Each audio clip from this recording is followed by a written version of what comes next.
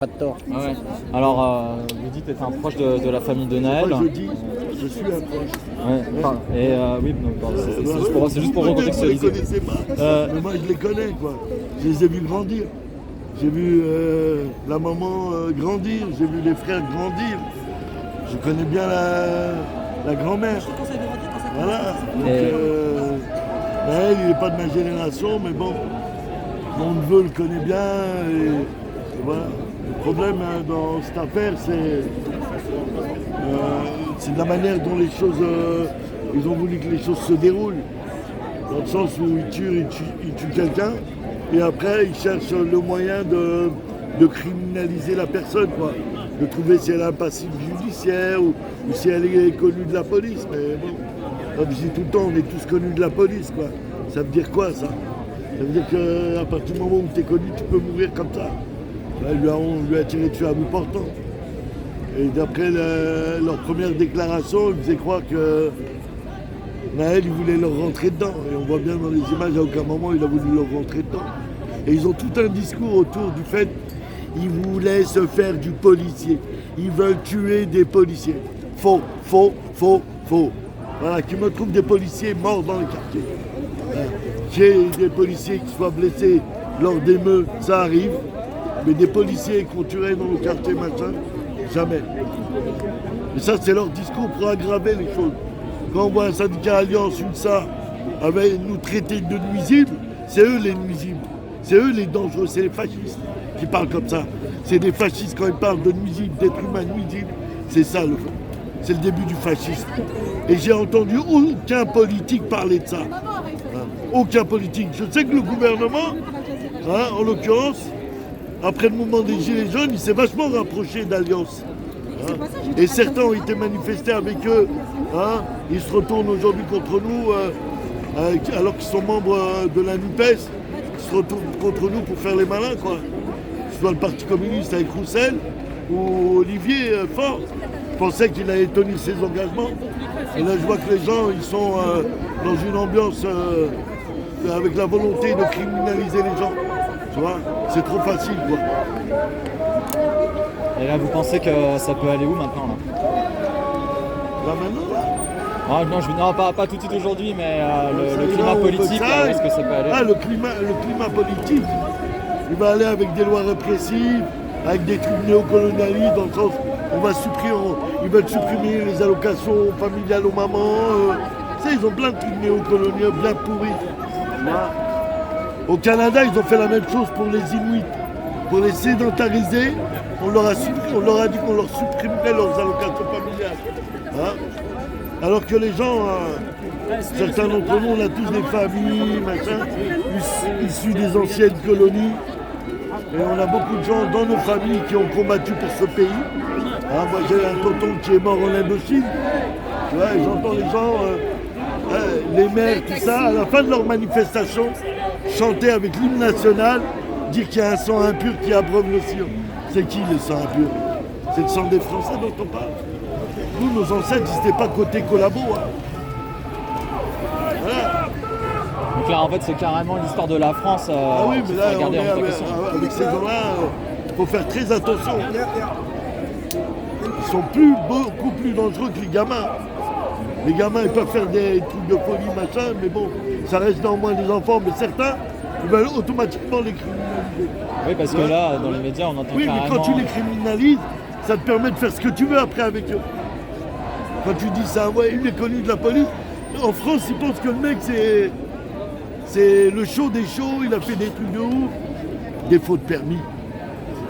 C'est comme dans l'affaire Abdelkader Bouzia, Adam Marinelis. Il roule dans une voiture, c'est la voiture à sa mère. Le seul truc qu'il a, c'est un défaut de permis. Et il prend une balle derrière la tête. Ils sont forts. Et heureusement, encore une fois, qu'il y a des lanceurs d'alerte, qu'il y a des gens qui ont filmé, qui ont fait un travail citoyen, plus que citoyen. Parce que ça fait partie aussi de la vérité. Quand on a des gens qui essayent de tout camoufler. Nous, on n'a rien à cacher. Eux, ils ont une tendance à vouloir très vite cacher. Et je le vois quand je suis arrivé sur le lieu, là où il y a eu le drame, j'ai vu des rubans, plein de policiers qui entouraient. S'il n'y avait rien eu de spécial, machin, ils n'auraient pas fait comme ça.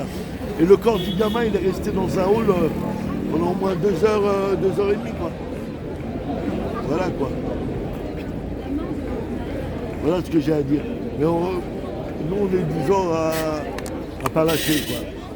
On n'est pas du genre à lâcher, à oublier. Malheureusement, c'est des affaires depuis les années 80. Quand on parlait dans les émissions que j'ai dû faire dans les années 80, ça, ils ne peuvent pas nous refaire du réchauffé, quoi. Quand il y a eu des émeutes, c'est parce qu'il y avait des problèmes comme ça. C'est parce qu'il y avait des problèmes d'injustice, de violence policière. Et malheureusement, on essaye de criminaliser les petits et on essaye de dire que ce n'est pas des vrais Français.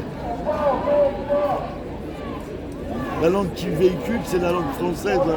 Quand ils vont chez eux, au bled, au matin, ouais, ils parlent le français. Hein. Son prénom, c'est Nordine. Ouais, Nordine. Hein. Merci Nordine. De rien. Voilà, merci. Merci. C'était à bientôt. Merci. touchant et Merci. sympa. Merci. Merci. Un bon travail. On va faire en sorte. Merci.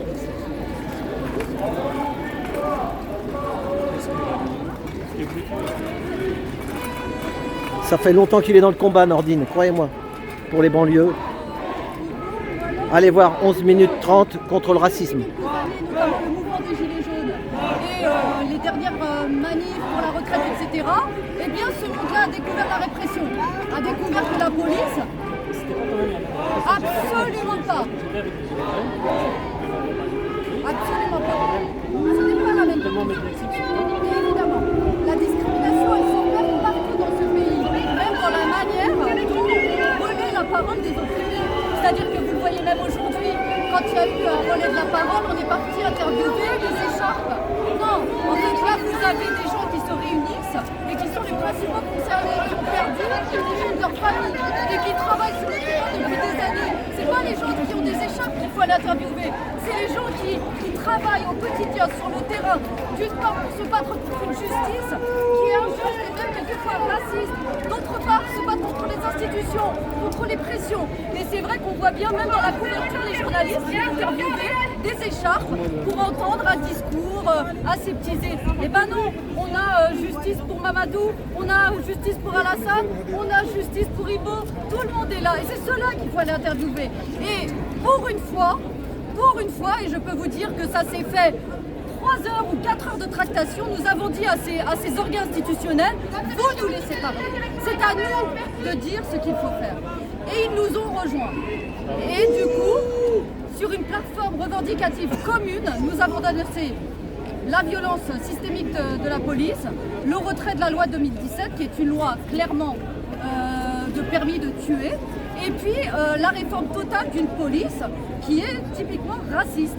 Et ça, si vous voulez, à une époque, la LDH, toutes les organisations syndicales qu'on peut penser, imaginer, jamais n'auraient pu dire quelque chose. Sauf que la révolte des quartiers populaires contraint tout le monde, parce qu'il y a un traitement particulier. Nous, on ne nous envoie pas les chars à eau, on nous a envoyé l'armée et la BRI.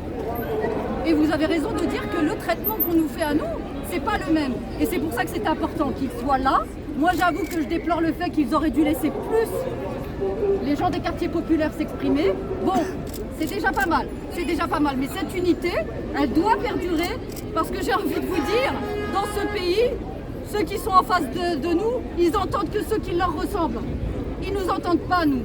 Et quand nous exprimons, ils considèrent que c'est de la violence, ou ils considèrent que nous sommes des délinquants.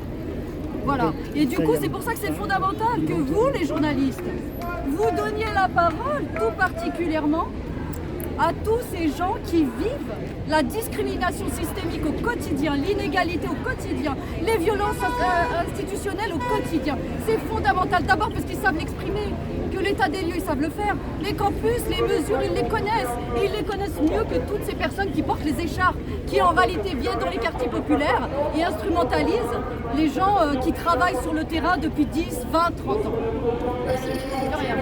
Et moins formalisé. Bien sûr. Oui, bien sûr, j'autorise Al Jazeera à communiquer l'expression qui vient d'être faite. Et merci beaucoup de relayer, c'est important pour nous. Merci.